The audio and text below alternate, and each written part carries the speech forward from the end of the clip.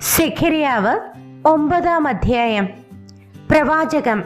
യഹോവയുടെ അരുളപ്പാട് ഹദ്രാക്ക് ദേശത്തിന് വിരോധമായിരിക്കുന്നു. ദമ്മേശക്കിന്മേൽ അത് വന്നമരും. യഹോവ മനുഷ്യരിലും ഇസ്രായേലിന്റെ സകല ഗോത്രങ്ങളിലും ദൃഷ്ടി വയ്ക്കുന്നു.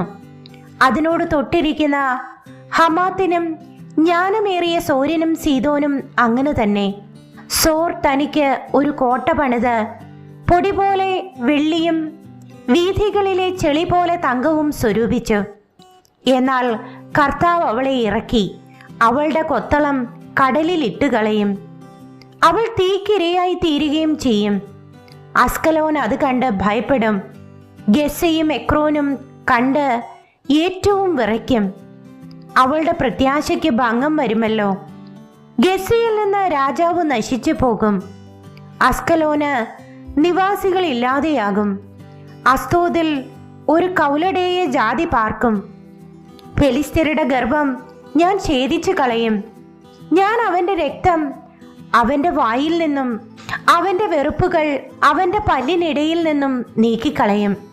എന്നാൽ അവനും നമ്മുടെ ദൈവത്തിന് ഒരു ശേഷിപ്പായി തീരും. അവൻ യഹൂദായിൽ ഒരു മേധാവിയെ പോലെയും എക്രോൻ ഒരു യെബൂസിനെ പോലെയും ആകും. ആരും പോക്കുവരത്ത് ചെയ്യാതിരിക്കേണ്ടതിന് ഞാനൊരു പട്ടാളമായി എൻ്റെ ആലയത്തിന് ചുറ്റും പാളയമിറങ്ങും. ഇനി ഒരു പീഡകനും അവരുടെ ഇടയിൽ കൂടി കടക്കിയില്ല. ഇപ്പോൾ ഞാൻ സ്വന്തം കണ്ണുകൊണ്ട് കണ്ടുവല്ലോ. സിയോൻ പുത്രിയെ ഉച്ചത്തിൽ ഘോഷിച്ചാനന്ദിക്ക.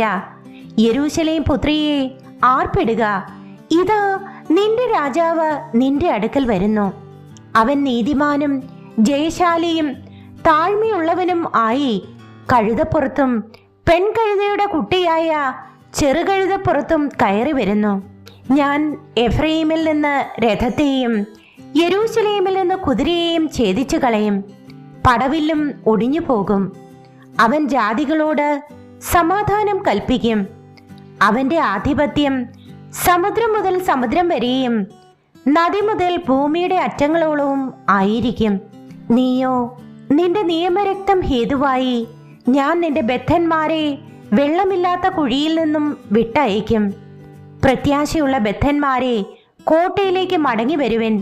ഞാൻ നിനക്ക് ഇരട്ടിയായി പകരം നൽകും എന്ന് ഞാൻ ഇന്ന് തന്നെ പ്രസ്താവിക്കുന്നു. ഞാൻ എനിക്ക് യഹൂദായെ വില്ലായി കുലച്ചും എഫ്രൈമിനെ നിറച്ചുമിരിക്കുന്നു. സിയോനെ, ഞാൻ നിന്റെ പുത്രന്മാരെ, യവനദേശമേ, നിന്റെ പുത്രന്മാരുടെ നേരെ ഉണർത്തി നിന്നെ ഒരു വീരന്റെ വാൾ പോലെയാക്കും. യഹോവ അവർക്ക് മീതെ പ്രത്യക്ഷനാകും. അവന്റെ അസ്ത്രം മിന്നൽ പോലെ പുറപ്പെടും. യഹോവയായ കർത്താവ് കാഹളം ഊതി തെക്കൻ ചുഴലിക്കാറ്റുകളിൽ വരും. സൈന്യങ്ങളുടെ യഹോവ അവരെ പരിച കൊണ്ട് മറയ്ക്കും. അവർ മാംസം തിന്ന് കവണക്കല്ല് ചവിട്ടിക്കളയുകയും രക്തം കുടിച്ച് വീഞ്ഞുകൊണ്ട് എന്ന പോലെ ഘോഷിക്കുകയും യാഗകലശങ്ങൾ പോലെയും യാഗപീഠത്തിന്റെ കോണുകൾ പോലെയും നിറഞ്ഞിരിക്കുകയും ചെയ്യും. അന്നാളിൽ അവരുടെ ദൈവമായ യഹോവ അവരെ തന്റെ ജനമായ ആട്ടിൻകൂട്ടത്തെ പോലെ രക്ഷിക്കും. അവർ അവന്റെ ദേശത്ത് ഒരു കിരീടത്തിന്റെ രത്നം പോലെ പൊങ്ങി ശോഭിക്കും. അതിന് എത്ര സ്ത്രീത്വവും അതിന് എത്ര സൗന്ദര്യവും ഉണ്ട്. ധാന്യം യുവാക്കളെയും വീഞ്ഞ് യുവതികളെയും പുഷ്ടീകരിക്കുന്നു.